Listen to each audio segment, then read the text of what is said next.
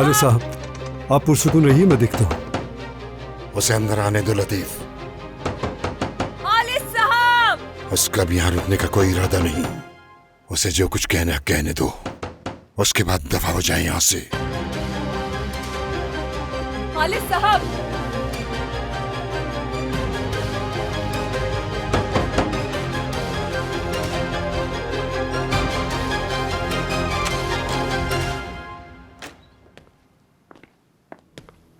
खालिद साहब, इसे यहाँ आने के लिए मैंने बहुत रोका।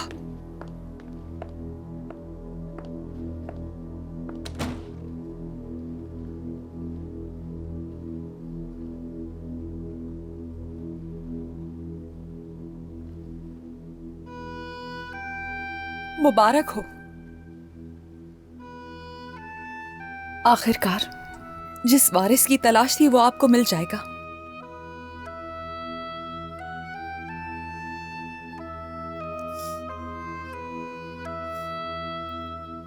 पता नहीं कितनी दफा आपने वफादारी और ईमानदारी की बातें की थी इस कमरे में, और खानदान कितना अहम होता है, और ये कि आप मेरी हमेशा हिफाजत करेंगे। वाह! तो वो बातें सिर्फ बातें ही थी। बहुत उम्मीदें थी मुझे आपसे। मेरी बात सुनो लड़की, मैं तुम्हारे बाप को बर्दाश्त करता रहा हूं। कम से कम तुम तो अपनी हद में रहो और आजमाने की कोशिश न करो मुझे। और आप कर भी क्या लेंगे मेरे साथ? कमरे में बंद कर देंगे और क्या करेंगे? पहले भी तो यही किया था आपने। गुंडों की तरह मुझे घर से उठा कर ले आए और कमरे में बंद कर दिया। जबरदस्ती मुझसे दस्तखत करवाए। वो करवाया जो मेरी मर्जी नहीं थी। आपने मेरे बाबा के हाथों मुझे किसी और को बेचने के लिए छोड़ दिया। आप सब कुछ पहले ही मेरे साथ कर चुके हैं। मजीद क्या करेंगे मेरे साथ?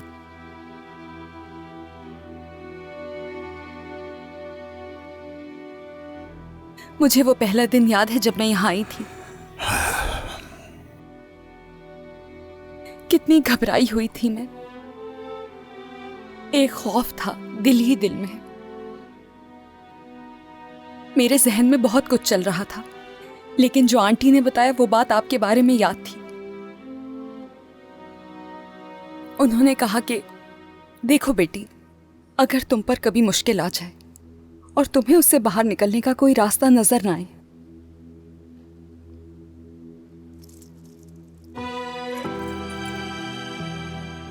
ये दिया उन्होंने। कहा कि हालिद साहब के पास लेकर चली जाना, वो मदद करेंगे तुम्हारी।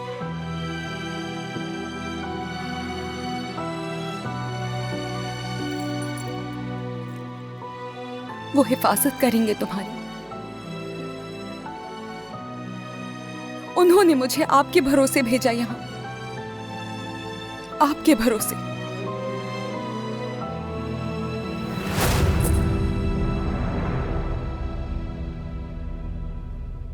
लगता है यह हार भी अब किसी भी काम का नहीं। मैं अपनी जिंदगी को दूसरों के हाथों में नहीं दे सकती हूं। मुझे अब आपके नाम का कोई खौफ नहीं, बिल्कुल भी नहीं।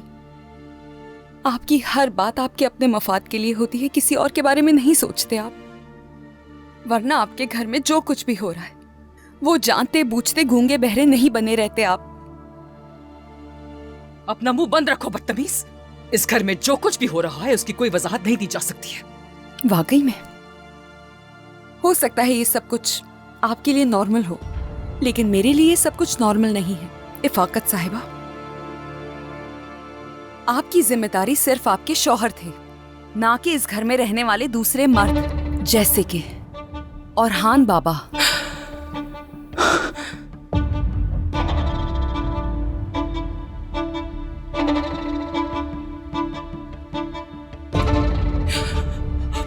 हालिद साहब, इसका यकीन मत करें, खुदा के लिए यकीन मत करें।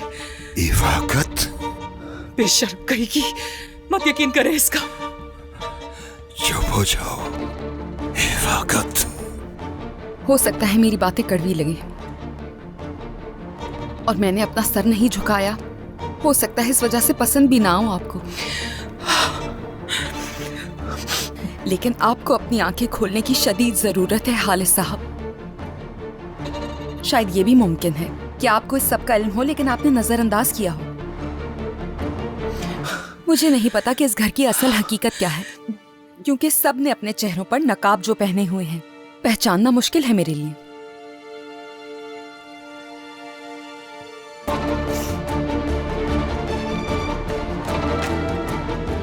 सेरान,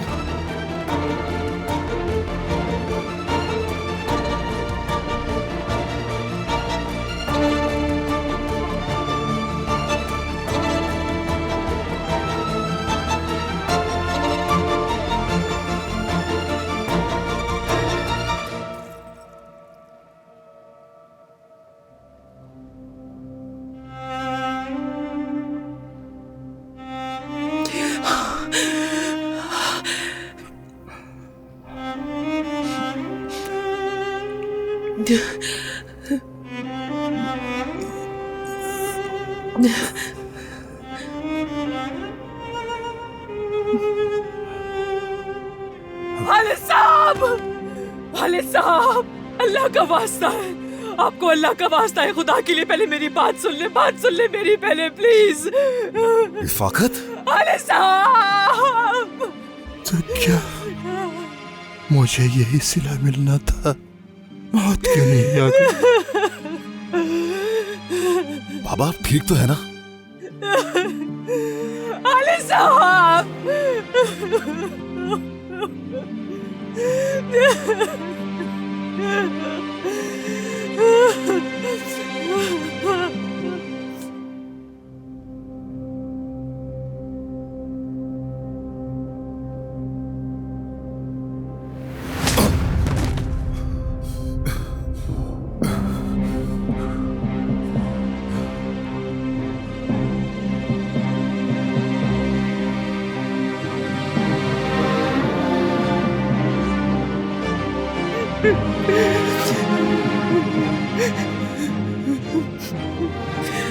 दूर हो जाओ मेरी नजरों से।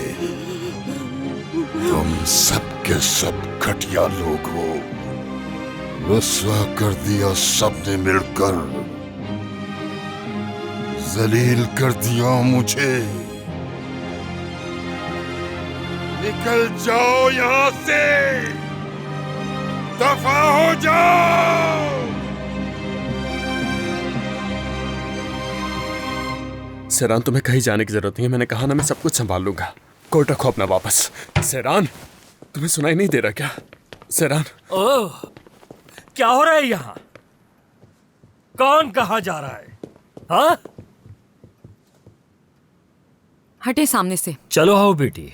बेटी, तुम तो बहुत जल्दी घबरा गई हो। फिक्र मत करो, मैं तुम्हारे साथ हूँ, कोई भी तुम्हें नुकसान नहीं पहुंचा सकता। चलो आ जाओ, अंदर चलकर मैं आराम से तुम्हें समझाता हूँ। समझ रही हूँ, ताकि आप बंद कमरे में ले जाकर मुझे मारे पीटे और किसी को पता भी ना चले, है ना बाबा? क्या?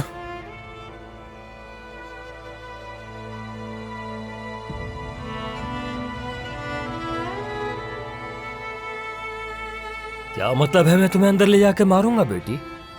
नहीं, आ जाओ, मुझे तुमसे सिर्फ अकेले में बात करनी है। मुझे पता है आपने क्या बात करनी है। जो भी बात करनी है सबके सामने करें, ठीक है ना? यहां बात करने में क्या बुराई है? चलें, उतारें बेल्ट, उतारें और शुरू हो जाए मारना मुझे। गला घोट दे मेरा, दीवार से लगा दे मुझे। चलें। क्या हुआ बाबा, क्या सोच रहे हैं? ऐसा कैसे कर सकते हैं? जान से मार दूंगा मैं आपको। तुम बीच में मदाखलत मत करो फेरित, छोड़ो उन्हें। और खबरदार जो हाथ लगाए तुमने। बेटी, यहाँ पर सब लोग हैं, तो मुझे इस तरह सबके सामने शर्मिंदा नहीं कर सकते। क्या हुआ काजिम आगा, क्या हुआ? सबके सामने ये सब नहीं कर सकते? क्यों नहीं मार रहे मुझे? क्यों? क्यों? सोचे मत, मारें ताकि सब देखें आप क्या करते हैं। तुम मुझसे नाराज नहीं हो। मुझे मालूम है तुम्हारा गुस्सा किसी और पर है बेटी, इसलिए कह रहा हूं अंदर चलकर बात कर। मुझे कुछ नहीं सुनना, बहुत सुन चुकी हूं मैं बाबा। पूरी जिंदगी ना आपने हमारी सुनी, ना कभी परवाह की, गाजर मूली समझा हमें। जो कुछ हो रहा है उसके जिम्मेदार सिर्फ और सिर्फ आप हैं। आज जो हाल है मेरा वो सिर्फ आपकी वजह से है। काश मैंने पहले आवाज उठाई होती। खत्म, सब कुछ खत्म हो गया है आपकी वजह से। अब कभी आपको हाथ उठाने की इजाजत नहीं दूंगी मैं। और कभी गलती से हाथ उठ भी गया तो उसका अंजाम इतना भयानक होगा कि आप याद रखेंगे। सुन लिया ना आपने? अगर आप में हिम्मत है तो मेरे सामने खड़े होकर मुझे रोक लें। चलें। फेरित बेटा, इसका दिमाग खराब हो गया है, तुम इसकी बातों पर भरोसा मत करना बेटा। मुझे बेटा कहना बंद कर दे। बेटा मत कहे मुझे। आपकी हिम्मत कैसे हुई मेरी बीवी पर हाथ उठाने की? फेरित, तुमने फेरित, क्या सोचा था फेरित? हाँ? मैं क्यों नहीं चाहती थी अपने बाबा के साथ इस घर में रहना? हाँ, क्यों मैं नहीं चाहती थी कि मेरे बाबा यहां रहें? तुमने क्या सोच रखा था? हाँ, जब तुम अपनी माशूका के साथ मशगूल थे मैंने तुमसे कुछ भी नहीं कहा, बल्कि ये कहा कि ठीक हूं मैं फेरित, लेकिन असल में इस घर में कभी भी ठीक नहीं थी मैं।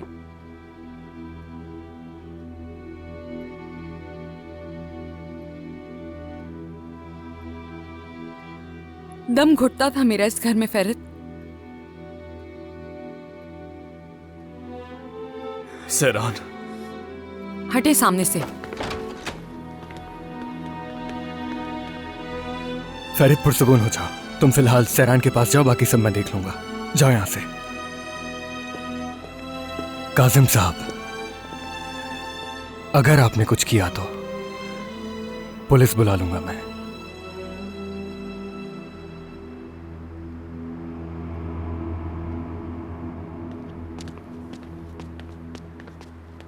सेरान,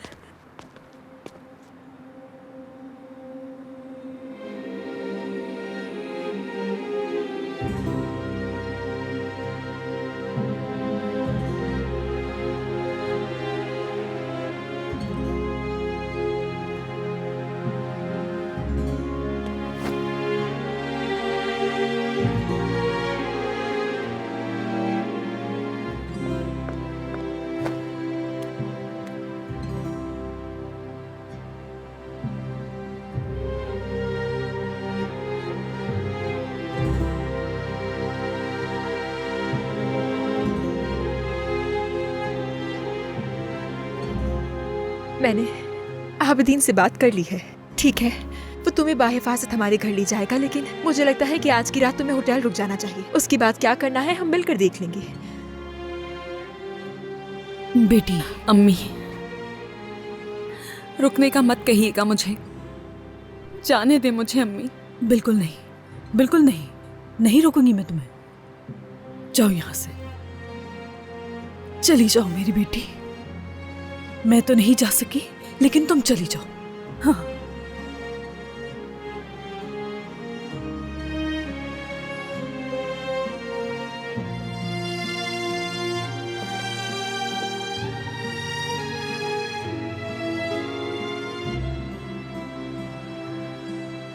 सेरान, फेरित, फेरित रुक जाओ, अभी तुम्हारी बात नहीं समझेगी, इसरार मत करो। फेरित, मैं अपनी बहन को जानती हूँ।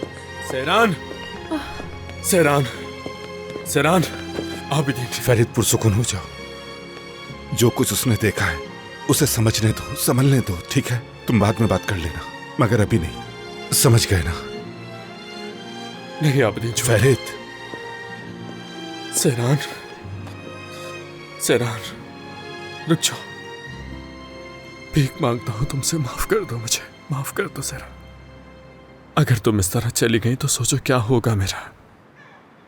अगर तुम्हें जाना है तो मैं भी चलता हूं ना तुम्हारे साथ सेरान। हाँ, जहां तुम जाओ। फेरित, तुम मुझे नहीं समझ पा रहे हो। यहां से नहीं जा रही हूं मैं।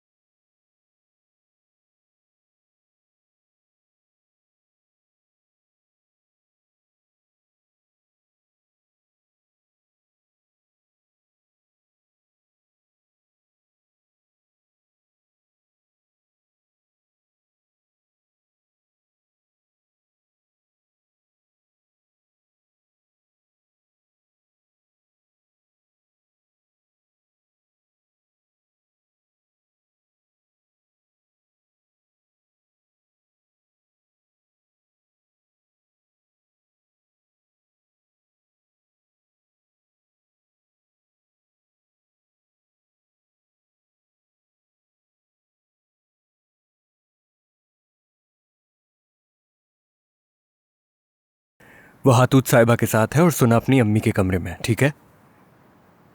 सब संभाल लिया है मैंने। तुम संभालने वाले होते कौन हो? क्या तुमसे मदद मांगी है मैंने? फैरिद साहब, खालिद साहब आपको अपने कमरे में बुला रहे हैं। मुझ पे भरोसा रखो, मैं इसमें तुम्हारे साथ हूँ, बाकी सब बात में देखेंगे। फैरिद साहब, मैंने कहा कि खालिद साहब आपको बुला रहे हैं, चलें जरा जल्दी आइए।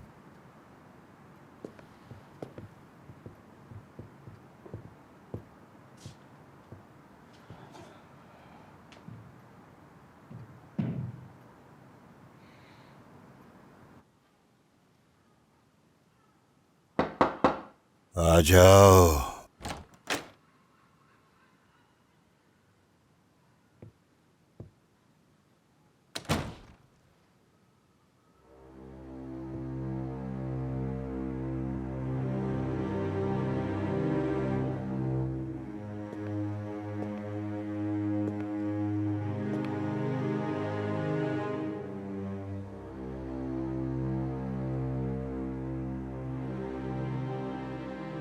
आज मेरी आंखों ने हर तरह की शर्मनाक चीजें देखी हैं।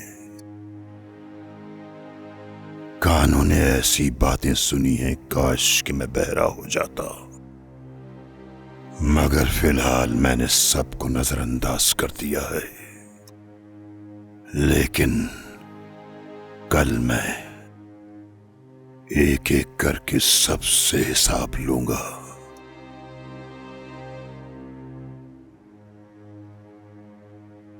मैं तुमसे बात करना चाहता हूं, बिल्कुल एक दादा और पोते की तरह, क्या समझे? सुन रहा हूं मैं दादा। क्या सोचकर तुम उस लड़की को यहां लाए थे? पहले क्यों नहीं बताया मुझे? दादा, मैं पहले इनको यहां से भेजने का सोच रहा था। उसका जो वो घटिया अंकल है ना, उसका जबरदस्ती निकाह करवा रहा था, काजी को भी बुलवा लिया था। तो बताए मैं क्या करता दादा? आप ही बताएं मुझे। क्या मैं बैठकर देखता रहता कि मेरा बच्चा किसी और को अपना बाप कहता? क्या आप ये चाहते थे मुझसे? अपनी मर्जी करके तुम्हें क्या हासिल हुआ? हमारी बदनामी सामने आ गई। दादा, आपको समझ नहीं पा रहा हूं मैं। आप इस मामले पर अपनी आंखें कैसे बंद कर सकते हैं दादा? आज आपने खुद अपनी आंखों से देखा कि वो घटिया इंसान मेरे बेटे को हमारी आंखों के सामने ले गया और हम कुछ भी नहीं कर सके। अपने साथ ले गया वो। आप अपनी आंखें इस मामले पर कैसे बंद कर सकते हैं? आपने उसको रोका क्यों नहीं उस वक्त? क्यों जाने दिया आपने उसे? क्यों नहीं रोका? वो इसलिए कि जब तुम्हें खुद ही नहीं मालूम कि तुम क्या चाहते हो, तो फिर बताओ क्या करता मैं?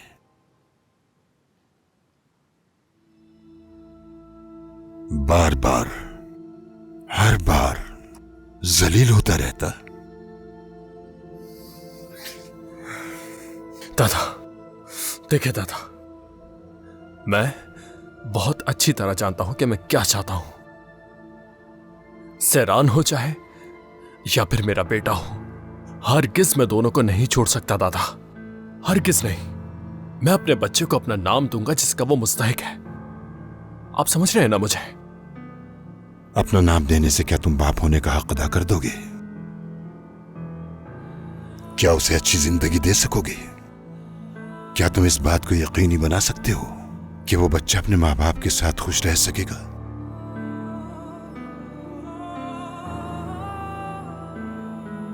कोशिश करूंगा दादा, कोशिश करूंगा कि मैं उसकी हर ख्वाहिश को पूरी कर सकूं। आप तो अच्छी तरह जानते हैं कि मैं ऐसा कर सकता हूं दादा, सब कुछ दूंगा उसे। ये काफी नहीं है, ये काफी नहीं होगा फैरिद। तुम मुझे और नुकाथी को देख लो। इस बोझ को आज तक बर्दाश्त नहीं कर सका हूं। तुम दब जाओगे इस बोझ तले, और अगर मां से बेटे को जुदा करोगे तो क्या कोई और मां का प्यार दे सकेगा उसे? और ऐसा करके क्या तुम किसी और के साथ रह सकोगे?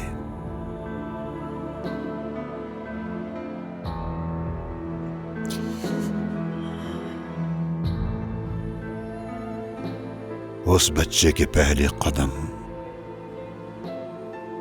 पहली आवाज, पहली खुशी, इन सब के बारे में सोचा है?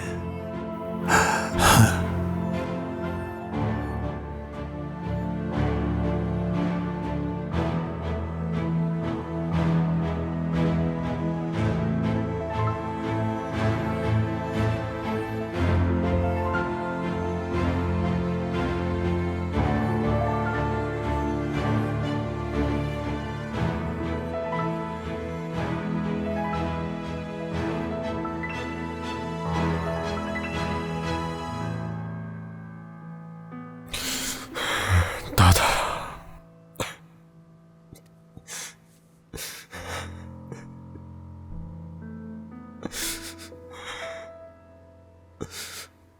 मैं क्या करूं दादा, बताएं मुझे। कुछ समझ नहीं आ रहा, मेरा सहन पूरी तरह उलझ चुका है। कुछ तो करें दादा, कुछ तो बताएं मुझे, खुदा के लिए। शहमूज आज की रात किए की कीमत चुकाएगा। वो ठीक कह रहा है, उस बच्चे को एक नाम के साथ पैदा होना चाहिए। दादा,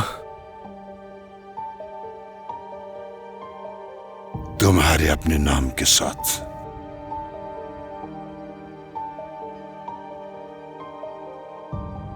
सहरान ने अपना फैसला कर लिया है। अब तुम ये शादी खत्म करोगे। अब वक्त आ गया है कि अपनी जिम्मेदारियों को खुद संभालो। तुम्हें एक मर्द की तरह फैसला करना होगा। सहरान से रिश्ता खत्म करके पैलिन से शादी करनी होगी। नहीं नहीं दादा, बस मुझसे दोबारा इस बारे में बात मत कीजिएगा दादा।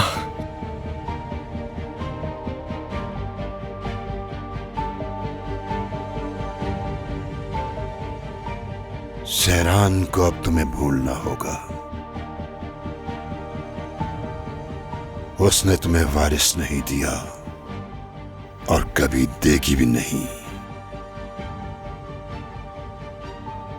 निकाल दो तुम उसे अपनी जिंदगी से और सोच लो